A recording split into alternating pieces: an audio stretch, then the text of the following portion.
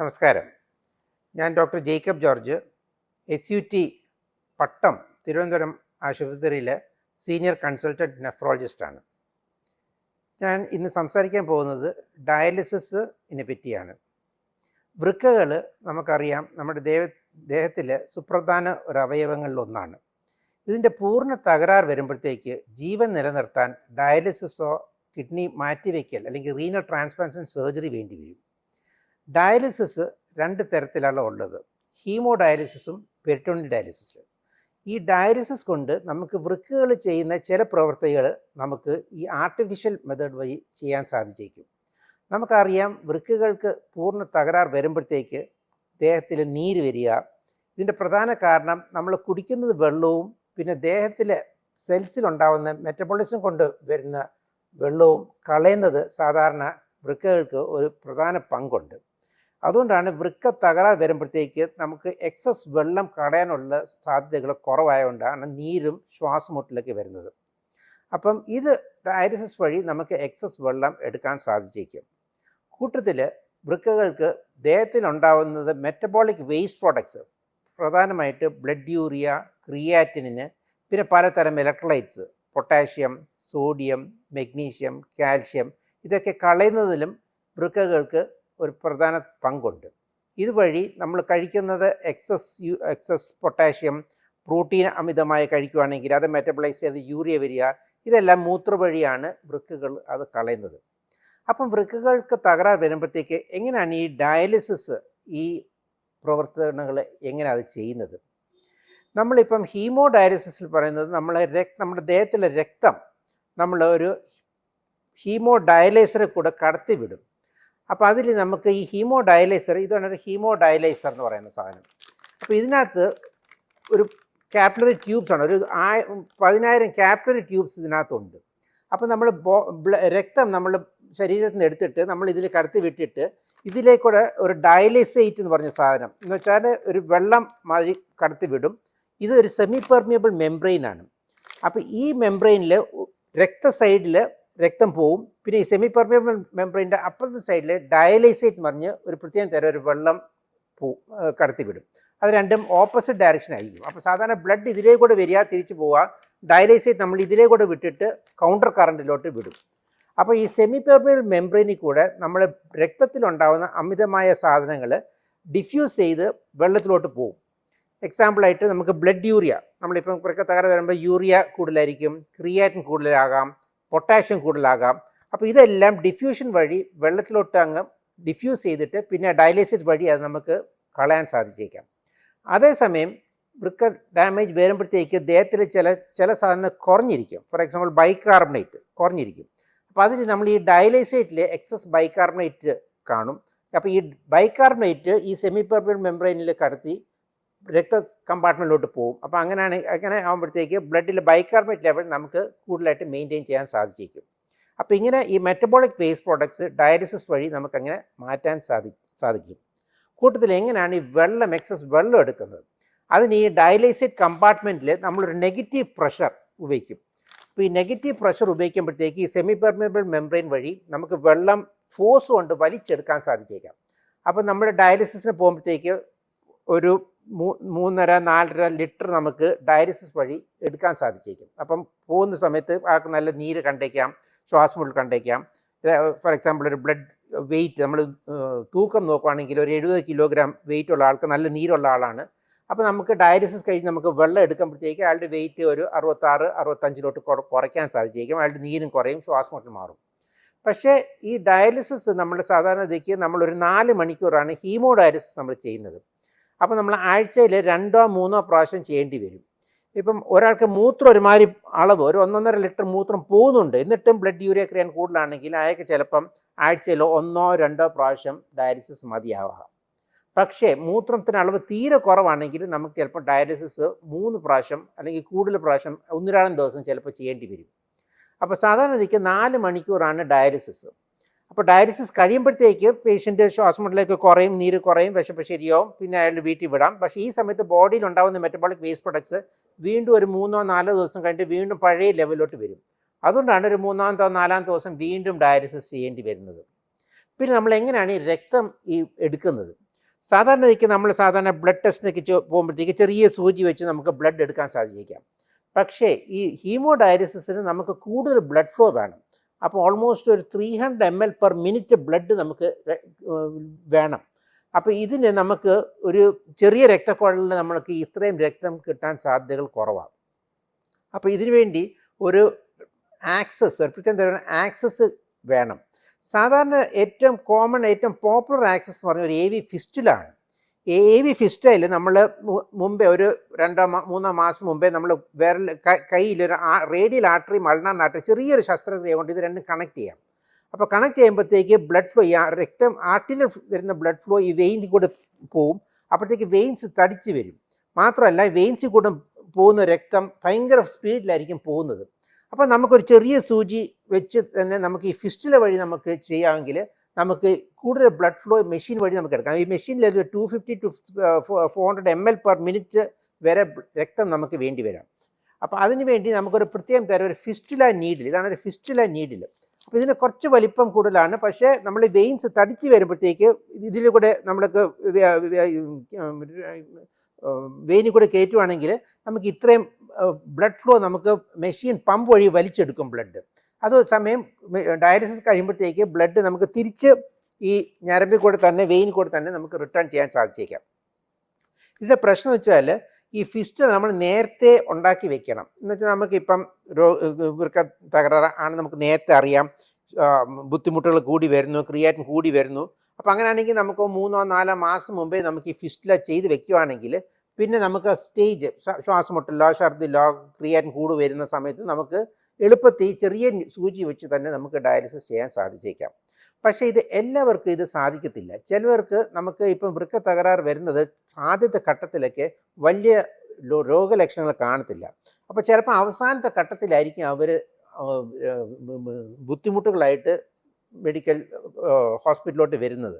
അപ്പോൾ ആ സമയത്ത് നമുക്ക് എമർജൻസി ആയിട്ട് ഡയാലിസിസ് ചെയ്യേണ്ടി വരും. അപ്പോൾ ആ സമയത്ത് അവർക്ക് ഫിസ്റ്റുല ഇല്ല, ചെയ്തിട്ട് ഉണ്ടാവത്തില്ല. അപ്പോൾ അങ്ങനെയാണെങ്കിൽ നമുക്ക് ഇത്രയും രക്തഫ്ലോ കിട്ടാൻ വേണ്ടി നമുക്കൊരു ഹീമോഡയാലിസിസ് കത്തീറ്റർ ഉപയോഗിക്കേണ്ടി വരും. ഇതാണ് ഒരു ഹീമോഡയാലിസിസ് കത്തീറ്റർ. അപ്പോൾ ഇത് വലിപ്പം കുറച്ച് കൂടുതലാണ്. പക്ഷേ ഇത് നമുക്ക് ചെറിയ രക്തക്കുഴലിൽ കൂടെ കടത്തിവിടാൻ സാധിക്കത്തില്ല. അപ്പോൾ നമുക്കൊരു മേജർ രക്തക്കുഴലിൽ കൂടെ കടത്തണം. അപ്പോൾ സാധാരണ നമ്മൾ ചെയ്യുന്നത് ഇന്റേണൽ ജുഗുലാർ വെയിൻ അല്ലെങ്കിൽ തൊടയിലിരിക്കുന്ന ഫെമറൽ വെയിനിൽ കൂടെ ഇത് കടത്തിവിടും.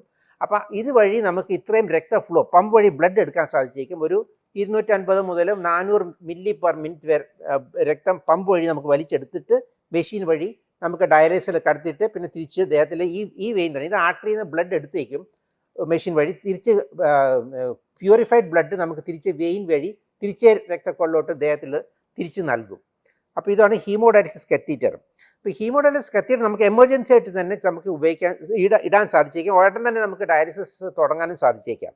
പക്ഷേ ഇതൊരു വേറൊരു ട്യൂബ് ആയിരിക്കുന്നതുകൊണ്ട് ഇതിന് പിന്നെ ഇൻഫെക്ഷൻ അടിക്കാൻ ചാൻസ് ഉണ്ട്. മാത്രമല്ല ഇതിൽ ബ്ലഡ് ക്ലോട്ട് ആവാനുള്ള സാധ്യതകളും കൂടുതലാണ്. അതുകൊണ്ട് സാധാരണ ഈ കത്തീറ്റർ സാധാരണ ഒരു 6-8 ആഴ്ച മാത്രമേ ഉപയോഗിക്കാൻ പറ്റത്തുള്ളൂ. പിന്നെ വേറെ തരം ഡയാലിസർ ഉണ്ട്, ഇത് കത്തീറ്റേഴ്സ് ഉണ്ട്. അത് ഡബിൾ ലൂമൻ അല്ലെങ്കിൽ ഡബിൾ കഫ് കത്തീറ്റേഴ്സ്, അത് പേം കാത്ത് എന്ന് പറയും. ഇതാകുമ്പം കുറച്ച് നാളും കൂടി ഉപയോഗിക്കാം. ഒരു 6 മാസം മുതൽ 1 വർഷം വരെ ഉപയോഗിക്കാൻ സാധിച്ചേക്കും. പക്ഷെ എന്നാലും എപ്പോഴും റിസ്ക് ഉണ്ട്, ഇൻഫെക്ഷൻ അടിക്കാൻ സാധ്യതയുണ്ട്. അതുകൊണ്ട് AV ഫിസ്റ്റിലാണ് ഏറ്റവും നല്ലത്. അപ്പോൾ നമുക്ക് പ്ലാൻ ചെയ്ത് നമ്മൾ AV ഫിസ്റ്റിൽ നേരത്തെ ക്രിയേറ്റ് ചെയ്യാമെങ്കിൽ ഇതിനായിട്ട് ഡയാലിസിസ് ചെയ്യുകയാണെങ്കിൽ ബുദ്ധിമുട്ടുകൾ അല്പം കൂടി കുറഞ്ഞു കിട്ടും. മാത്രമല്ല ഈ ട്യൂബ് ഇടുമ്പോഴത്തേക്ക് ഒരു 3 ആഴ്ച 4 ആഴ്ച കഴിയുമ്പോഴത്തേക്ക് ചിലപ്പോൾ ഇൻഫെക്ഷൻ അടിക്കാൻ ചാൻസ് ഉണ്ട്.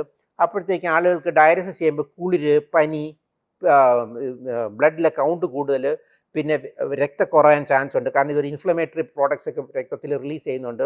ഹീമോഗ്ലോബിൻ കുറയാനും കൊണ്ട് സാധ്യതകളുണ്ട്. അതുകൊണ്ട് കഴിയുന്നതും നമ്മൾ ഡയാലിസിസ് പ്ലാൻ ചെയ്യുകയാണെങ്കിൽ ഫിസ്റ്റുല വഴി ഡയാലിസിസ് ചെയ്യുന്നതാണ് നല്ലത്. പിന്നെ നമ്മൾ ഡയാലിസിസ് തുടങ്ങുമ്പോൾ എന്തൊക്കെയാണ് രോഗികൾ ശ്രദ്ധിക്കേണ്ടത്? ഇപ്പോൾ നമ്മളിപ്പം ഹീമോ ഡയാലിസിസ് നമ്മൾ നേരത്തെ പറഞ്ഞ മാതിരി ആഴ്ചയിൽ 2-3 പ്രാവശ്യമായിരിക്കും ചെയ്യുന്നത്. പക്ഷേ നമ്മുടെ വൃക്കകൾ 24 മണിക്കൂർ പൂർണ്ണമായിട്ട് കംപ്ലീറ്റ് ആയിട്ട് പ്രവർത്തിക്കുന്ന ഒരു ഓർഗനാണ് നമ്മൾ. പക്ഷേ ഡയാലിസിസ് നമ്മൾ ആഴ്ചയിൽ ഒരു 4 മണിക്കൂർ മുതൽ 12 മണിക്കൂർ മാത്രമേ ചെയ്യുന്നുള്ളൂ. ബാക്കി സമയത്തുള്ള നമ്മുടെ മാലിന്യങ്ങൾ ദേഹത്തിൽ ഉണ്ടാക്കിക്കൊണ്ടിരിക്കും. അതുകൊണ്ട് നമ്മൾ ഡയാലിസിസ് ചെയ്യുമ്പോഴത്തേക്ക് വേറെ കുറേ കാര്യങ്ങൾ ശ്രദ്ധിക്കാനുണ്ട്. പ്രത്യേകിച്ച് ഡയറ്റിൽ അവർ അമിതമായ വെള്ളം കുടിക്കാൻ പറ്റത്തില്ല, പ്രത്യേകിച്ച് മൂത്രത്തിന് അളവ് കുറയാണെങ്കിൽ. കാരണം മൂത്രത്തിൻ്റെ അളവ് കുറയുമ്പോഴത്തേക്ക് പിന്നെ അവർക്ക് ദേഹത്തിൽ നീര് വരാനും ശ്വാസം മുട്ടില്ല, വെള്ളം ലങ്സിനകത്ത് കയറാൻ ചാൻസ് ഉണ്ട്, ശ്വാസം മുട്ടൽ വരാൻ ചാൻസ് ഉണ്ട്. അതുകൊണ്ട് നമ്മൾ ഡയാലിസിസ് ചെയ്താൽ നമ്മൾ അവരുടെ അടുത്ത് പറയണം, നിങ്ങൾ അധികം വെള്ളം കുടിക്കരുത്, നിങ്ങളുടെ വെയിറ്റ് അടുത്ത ഡയാലിസിസിന് വരുമ്പോഴത്തേക്ക് ഒരു 3.5-4 കിലോ കൂടാൻ പാടില്ല. കാരണം വെള്ളം കൂടിക്കഴിഞ്ഞാൽ പിന്നെ വീട്ടിൽ വെച്ച് തന്നെ ശ്വാസം മുട്ടൽ വരാൻ ചാൻസ് ഉണ്ട്. മാത്രമല്ല ഡയാലിസിസ് നമ്മുടെ എക്സസ് വെള്ളം 4 ലിറ്റർ കൂടുതൽ എടുക്കുമ്പോഴത്തേക്ക് കാലിൽ കോച്ച് പിടുത്തം വരാൻ ചാൻസ് ഉണ്ട്, ചിലപ്പം പോകുമ്പോഴത്തേക്ക് തലച്ചുറ്റിൽ വരാൻ ചാൻസ് ഉണ്ട്. അതുകൊണ്ട് അവർ ഡയാലിസിസ് ചെയ്താലും വെള്ളം നിയന്ത്രിക്കേണ്ടി വരും. കൂട്ടത്തിൽ ആഹാരക്രമങ്ങളും നമ്മൾ ഈ ചില തരം ഫ്രൂട്ട്സ്, പഴവർഗ്ഗങ്ങൾ, ഓറഞ്ച്, നാരങ്ങ, അങ്ങനത്തെ സാധനങ്ങൾ, അതിനകത്ത് ഒത്തിരി പൊട്ടാഷ്യത്തിൻ്റെ അംശം കൂടുതലാണ്. അപ്പോൾ പൊട്ടാഷ്യം ലെവൽ ഒരു 6ൻ്റെ മേളിൽ കൂടിക്കഴിഞ്ഞാൽ ഹാർട്ടിന് അത് ബീറ്റിങ്ങിന് ചിലപ്പം ബാധിച്ചെന്നിരിക്കാം. അപ്പോൾ ഹാർട്ട് ഏട്രിയൽ ഫിബ്രിലേഷൻ, പലതരം ചിലപ്പോൾ ഹാർട്ട് ചിലപ്പോൾ നിന്ന് പോയതും കൂടി സാധ്യതകളുണ്ട്. അതുകൊണ്ട് പൊട്ടാഷ്യം നമ്മൾ 6ൻ്റെ മേളിൽ കൂടിക്കഴിഞ്ഞാൽ പ്രശ്നങ്ങൾ വരാം. അതുകൊണ്ട് നമ്മൾ ഫ്രൂട്ട്സ് ഡയാലിസിസ് ചെയ്താലും അല്ലാത്ത ദിവസം നമ്മൾക്ക് പഴവർഗ്ഗങ്ങൾ നിയന്ത്രിക്കേണ്ടി വരും. പിന്നെ ഫ്രൂട്ട്സ് കഴിക്കാനുണ്ടെങ്കിൽ, തിന്നണമെന്ന് ആഗ്രഹങ്ങളുണ്ടെങ്കിൽ ഡയാലിസിസിന് തൊട്ട് മുമ്പ് ഒരു അരമണിക്കൂർ അല്ലെങ്കിൽ ഡയാലിസിസ് മുറി വെച്ച് തന്നെ എന്തെങ്കിലും പഴവർഗ്ഗങ്ങൾ കഴിക്കുകയാണെങ്കിൽ അതിൽ നിന്ന് വരുന്ന പൊട്ടാഷ്യം നമുക്ക് ഡയാലിസിസ് വഴി എടുക്കാൻ സാധിച്ചേക്കും. പിന്നെ ഡയാലിസിസിൻ്റെ മറ്റ് കാര്യങ്ങൾ ശ്രദ്ധിക്കേണ്ട അതിൻ്റെ ചിലവ്. ഇപ്പം നമ്മുടെ ഹീമോ ഡയാലിസിസ് ആണെങ്കിൽ ഓരോ ഡയാലിസിസിന് നമ്മൾ ഈ ഡിസ്പോസിബിൾ ഐറ്റംസ്, പിന്നെ അതുപോലെ ഇലക്ട്രിസിറ്റി, വാട്ടറിൻ്റെ ചാർജൊക്കെ നോക്കുകയാണെങ്കിൽ ഓരോ ഡയാലിസിസിന് ഒരു 800 മുതൽ 1500 രൂപ വരെ ചിലവാകും. അപ്പം നമ്മൾ പല ഹോസ്പിറ്റൽസ് പല റേറ്റിലാണ് എടുക്കുന്നത്. എന്നാലും ഒരു ശരാശരി ഒരു മാസം ഡയാലിസിസ് ഒരു 10,000 രൂപ അടുപ്പിച്ചാവും. കൂട്ടത്തിൽ ഡയാലിസിസ് ചെയ്യുമ്പോഴത്തേക്ക് കുറേ മരുന്നുകളൊക്കെ നമ്മൾ എടുക്കേണ്ടി വരും. പ്രത്യേകിച്ച് രക്തം ഉണ്ടാകാൻ വേണ്ടിയുള്ള ഹോർമോൺ, എരിത്രോപോയിറ്റിൻ എന്ന് പറഞ്ഞ ഹോർമോൺ, അല്ലെങ്കിൽ ഡാർബിപോയിറ്റിൻ, അല്ലെങ്കിൽ ചില തരം ഗുളികൾ രക്തം ഉണ്ടാകാൻ വേണ്ടി അവരൊക്കെ കഴിക്കേണ്ടി വരും. അപ്പം ഈ ബ്ലഡ് കൂട്ടാൻ വേണ്ടിയുള്ള മരുന്നുകൾക്കും വില കൂടിയ മരുന്നുകളാണ്. അതുകൊണ്ട് ശരാശരി ഒരു 12,000 to 15,000 റുപ്പീസ് മാസം തോറും വേണ്ടി വരും ഹീമോ ഡയാലിസിസിന്. ഇതിൻ്റെ വേറൊരു ബുദ്ധിമുട്ടെന്ന് വെച്ചാൽ ആൾ ഹോസ്പിറ്റലിൽ പോകേണ്ടി വരും. സാധാരണ വീട്ടിൽ ഹീമോ ഡയാലിസിസ് അല്ലെങ്കിൽ ഒരു മെഷീൻ വീട്ടിൽ തന്നെ വെക്കണം. അത് വെസ്റ്റേൺ കൺട്രീസിലൊക്കെ ചെയ്യാറുണ്ട്. പക്ഷെ നമ്മുടെ രാജ്യങ്ങളിൽ ഹീമോ ഡയാലിസിസ്, പ്രത്യേകിച്ച് കേരളത്തിൽ ആളുകളൊക്കെ ആശുപത്രികളിൽ പോയാണ് ഹീമോ ഡയാലിസിസ് ചെയ്യുന്നത്. അപ്പോൾ ആഴ്ചയിൽ 2-3 പ്രാവശ്യം ഹോസ്പിറ്റലിൽ പോകേണ്ടി വരും. 4 മണിക്കും ഡയാലിസിസ് എടുക്കാം. കൂട്ടത്തിൽ ഒരാൾ പോകേണ്ടി വരും. അപ്പോൾ അങ്ങനെ ആകുമ്പോഴത്തേക്ക് കുറേ റെസ്ട്രിക്ഷൻസ് ഉണ്ട്. അവരുടെ ജോലിക്കും ആ സമയത്ത് ജോലി ചെയ്യാൻ പറ്റത്തില്ല. പിന്നെ ബൈസ്റ്റാൻഡറും കൂടെ പോകണം, അവർക്കും ബുദ്ധിമുട്ടുകൾ. അപ്പം ഹീമോ ഡയാലിസിസിന് അങ്ങനെ ഒരു ലിമിറ്റേഷൻ ഉണ്ട്. അപ്പോൾ ഇതിന് പറഞ്ഞു കിടക്കാൻ വീട്ടിൽ തന്നെ ചെയ്യുന്നൊരു വേറെ തരം ഡയാലിസിസ് ഉണ്ട്. അതിൻ്റെ പേരാണ് പെരിറ്റോണിയൽ ഡയാലിസിസ്, അല്ലെങ്കിൽ continuous ambulatory peritoneal dialysis, CAPD. ഇതിനകത്ത് നമ്മൾ ഒരു ചെറിയൊരു കുഴൽ നമ്മുടെ വയറിനകത്ത് കടത്തി വിട്ടിട്ട് ഇതിനകത്ത് നമ്മൾ പെരിറ്റോണിയൽ മെംബ്രെയിനാണ് ഒരു സെമി പെർമനൻറ്റ് മെംബ്രെയിനായിട്ട് ഉപയോഗിക്കുന്നത്. അപ്പോൾ നമ്മളൊരു പ്രത്യേകം തരം ഒരു ദ്രാവകം, നമ്മുടെ പെരിറ്റോണിയൽ ഡയാലിസിസ് ഫ്ലൂയിഡ് നമ്മൾ വയറിനകത്ത് കടത്തി വിട്ടിട്ട് കയറി കഴിഞ്ഞിട്ട് നമുക്ക് ട്യൂബ് ഒരു ക്യാപ്പ് വെച്ച് അടച്ചിട്ട് മുണ്ടോ പാനിനകത്തൊരു ചെറിയ ബെൽറ്റിൽ ഇട്ടിട്ട് നടക്കുകയൊക്കെ ചെയ്യാം. പക്ഷേ ഫ്ലൂയിഡ് 4 മണിക്കൂറത്തേക്ക് വയറിനകത്ത് കിടക്കും. ഈ സമയത്ത് യൂറിയ, ക്രിയാറ്റിനും വേറെ മാലിന്യങ്ങളെല്ലാം രക്തത്തിൽ നിന്ന് ഈ വെള്ളത്തിലോട്ട് അങ്ങ് ഡിഫ്യൂസ് ചെയ്യും. പിന്നെ നമ്മൾ 4 മണിക്കൂറിൽ ബെഡ്റൂമിൽ പോയി ഇത് കണക്ട് ചെയ്ത് കഴിഞ്ഞിട്ട് നിങ്ങൾ തുറന്ന് കഴിഞ്ഞിട്ട് വെള്ളം വെള്ളിലോട്ട് പോകുമ്പം യൂറിയയും ക്രിയാറ്റിനും ഇങ്ങനത്തെ മാലിന്യ സബ്സ്റ്റൻസൊക്കെ നമുക്ക് മാറ്റാൻ സാധിച്ചേക്കും. കൂട്ടത്തിൽ വെള്ളം കൂടി എടുക്കാൻ സാധിക്കാം. ഇതിൻ്റെ മെക്കാനിസം എന്ന് വെച്ചാൽ നമ്മൾ രക്തത്തിനേക്കാൾ ഓസ്മോളിറ്റി കൂടുതലുള്ള സബ്സ്റ്റൻസ് ആണ് ഉപയോഗിക്കുന്നത്. അതുകൊണ്ട് അത് കൺവെക്ഷൻ വഴി വെള്ളം രക്തത്തിൽ നിന്ന് എടുക്കാൻ സാധിക്കും. അപ്പോൾ നമ്മൾ 2 ലിറ്റർ വെള്ളം നമ്മൾ വയറിനകത്ത് ഇടുകയാണെങ്കിൽ നമ്മൾ 4 മണിക്കൂർ എടുക്കുമ്പോഴത്തേക്ക് ഒരു 2.5-3 ലിറ്റർ എക്സസ് വെള്ളം നമുക്ക് മാറ്റാൻ സാധിച്ചേക്കും. അതുകൊണ്ട് ശ്വാസം മുട്ടലും നീരും കുറയ്ക്കാനും സാധിച്ചേക്കും. പക്ഷേ ഇത് അല്പം കൂടി വില കൂടിയ ഒരു ട്രീറ്റ്മെൻറ്റാണ്. ഒരു ബാഗിന് ശരാശരി 250 മുതൽ 300 രൂപ വേണ്ടി വരും. അപ്പോൾ 2-3 ബാഗ് എങ്കിലും ഡെയിലി വേണം. അപ്പോൾ അതിൻ്റെ ചിലവ് ഒരു 600 രൂപ ആവും. ഒരു മാസം തോറും മറ്റേ മരുന്നുകളൊക്കെ കണക്ക് കൂട്ടുവാണെങ്കിൽ ഒരു 17,000 to 18,000 റുപ്പീസ് മാസം തോറും ആവും. പക്ഷേ ഇതിൻ്റെ ഗുണം എന്ന് വെച്ചാൽ വീട്ടിൽ തന്നെ ചെയ്യാം, ആശുപത്രി വരണ്ട. അപ്പം വലിയ വണ്ടിയിലേക്ക് വരുന്നവരുടെ പെട്രോൾ ലാഭിക്കാം, പിന്നെ കൂടുതൽ ബൈസ്റ്റാൻഡർ സമയം ലാഭിക്കാം, വീട്ടിൽ വെച്ച് തന്നെ ചെയ്യാം. വാസ്തവം പറഞ്ഞാൽ പേഷ്യൻറ്റിന് കാഴ്ചയ്ക്ക് വലിയ കുഴപ്പമില്ലെങ്കിൽ അവർക്ക് തന്നെ വീട്ടിൽ ചെയ്യാനും സാധിക്കും. അതുകൊണ്ട് വേറെ ആളിന് ഡിപ്പെൻഡൻസിൻ്റെ ആവശ്യമില്ല. അപ്പോൾ ഇതാണ് പെരിറ്റോണിയൽ ഡയാലിസിസ്. പിന്നെ ഹീമോ ഡയാലിസിസിൽ ഒരു ലിമിറ്റേഷൻ ഉണ്ട്. അതിൻ്റെ ബ്ലഡ് പ്രഷർ ഒരുമാതിരി നോർമലായിരിക്കണം ബ്ലഡ് പ്രഷർ ഇത് ചെയ്യുമ്പോഴത്തേക്ക്. കാരണം എന്നാലേ ബ്ലഡ് ഈ മെഷീൻ വഴി കടത്താൻ സാധിക്കത്തുള്ളൂ. അപ്പം ബ്ലഡ് പ്രഷർ തീരെ കുറവുള്ള ആൾക്ക് നമുക്ക് വേറെ തരം ഒരു ഡയാലിസിസ് ഉണ്ട്. അത് കണ്ടിന്യൂസ് റീനൽ റീപ്ലേസ്മെൻറ്റ് തെറപ്പി എന്ന് പറഞ്ഞ് അത് കണ്ടിന്യൂസ് വീനോസ് ഹീമോ ഡയഫിൽട്രേഷൻ. അപ്പോൾ അതിനൊരു പ്രത്യേക തരം മെഷീനുണ്ട്. അതിനകത്ത് നമുക്ക് രക്തം, നമ്മൾ സാധാരണ ഞാൻ നേരത്തെ പറഞ്ഞ മാതിരി 250 മുതൽ 400 മില്ലി വരെ പെർ മിനിറ്റ് ബ്ലഡ് എടുക്കുന്ന സ്ഥാനത്ത് നമ്മൾ ഇതിനകത്തൊരു 100 മുതൽ 200 വരെ സ്ലോ ബ്ലഡ്, കുറച്ച് ബ്ലഡ് എടുക്കത്തുള്ളൂ. അതുപോലെ ഡയലൈസ് ചെയ്ത് നമ്മൾ ചെറിയ സ്പീഡിൽ വിടാറുള്ളൂ. അപ്പോൾ ഇതാകുമ്പോഴത്തേക്ക് ബ്ലഡ് പ്രഷർ കുറവുള്ളവർക്കും നമുക്ക് ഡയാലിസിസ് ചെയ്യാൻ സാധിക്കും. അപ്പോൾ ഇതാണ് മെയിൻ ഡയാലിസിസ്. പക്ഷേ എന്നാലും ഡയാലിസിസിന് കുറേ റെസ്ട്രിക്ഷൻസ് ഉണ്ട്. അവർ ആഹാരക്രമങ്ങളും പിന്നെ വെള്ളത്തിൻ്റെ എല്ലാം നിയന്ത്രിക്കേണ്ടി വരും. അപ്പം ഏറ്റവും നല്ല ഉചിതമായ ട്രീറ്റ്മെൻറ്റ് വൃക്കത്തകരാറ് വരുമ്പോഴത്തേക്ക് റീനൽ ട്രാൻസ്പ്ലാന്റേഷനാണ്.